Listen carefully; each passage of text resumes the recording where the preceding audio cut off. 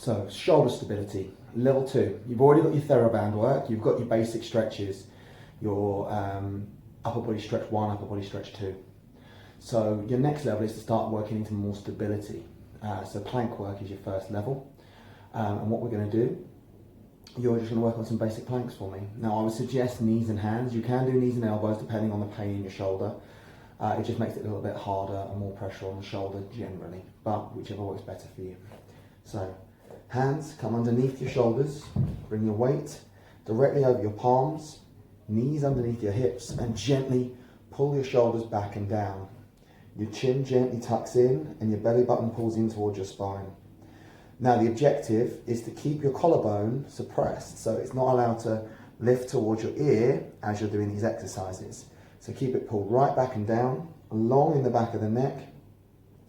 And your first exercise is just going to be movement. So all you're going to do is you gently shift your weight forward into your hands. Can you see how my elbows roll as I push forward? I'm engaging my shoulders, I'm pulling my shoulders into my pockets, and gently push back over my heels. And if you can, keep the elbows tucked in. If you can't, if it's too painful, let them go. Because actually that activation is a really good starting point. So just activate and release, gentle roll in, roll out, as long as you don't get any pain. Most of my weight is through my knees until I get to here where I feel it in my hands, and back again. Now as a guideline, my mat's great because I've got a line down the centre of my mat. Obviously you won't have that, but just keep your eyes in between your hands, or if you need to, you can run a line of string in between your hands and knees, just so you've got a plumb line. So you just gently rock forward, keeping the shoulders down, keeping the chin tucked in, keeping the belly braced, and push back. Your progression for this is to do the exact same thing, but from a longer plank position. So I'm in a 3/4 plank now. Obviously my range is going to be smaller. So I push forward, I gently shift backwards. I'm trying to keep my elbows tucked in, not let them release. And I push forward again. Really opening my collarbones, opening my chest, keeping the tummy braced so I don't dip. Okay? That's exercise 1. Exercise 2. Return back to your 4-point position, so knees under hips, shoulders down, tummy's on. And all we're going to do is a walking plank.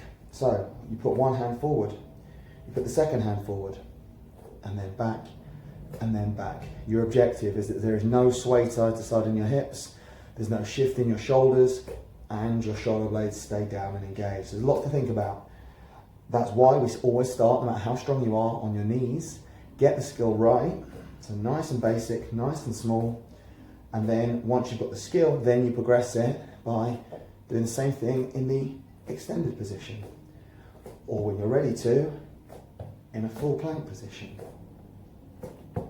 It's really important you're not getting the sway side to side, and also that you don't try and fly before you can walk. Don't try and do the high level before you're ready. This should all feel comfortable. You should have to concentrate, but you should be able to talk while you're doing it. If you're having to straight while you're doing it, it's just too advanced. You're trying to rehab an injury, you're not trying to build muscle, you're not trying to change your physique. This is all rehabilitation so you can get back to doing the training that you want to do. Okay, second exercise. Third exercise, same principle. Hands underneath armpits, knees under shoulders, etc. Exactly same setup. And the movement is just outwards. So you take the hands out. I go wider than my yoga mat, and then back in underneath. So nice and easy. This one should be slightly better for you in terms of the anterior shift. So just make sure you're not swaying in the hips. So just walk out, walk in, walk out, walk in. Take plenty of time. Progressions are the same. 3/4 or full. And I can still talk to you, but can you see there's a slight sway in my hips? So if you need to, you can go wider, really squeeze the front of the thighs, draw the tummy in. Okay? Then we're going to combine them. So your fourth exercise is around the world.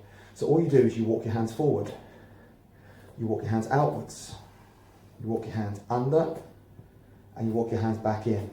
And then I personally like to reverse it to make sure I'm working all the muscles evenly, and also leading with a different hand each time, so you're not favouring right or left side. If you've got a particular weakness in one side, then lead with your weak side and just match the stronger side with the weak side so you don't end up with a greater imbalance.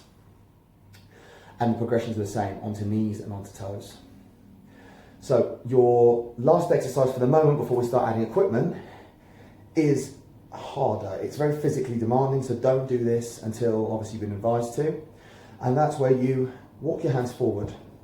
You shift your weight into your hands, my elbows roll under just like before, but now I shift my hands under. And if you watch, my body stays still and then I shift backwards. I'm not doing this, forward and then bring it back as I walk back, okay?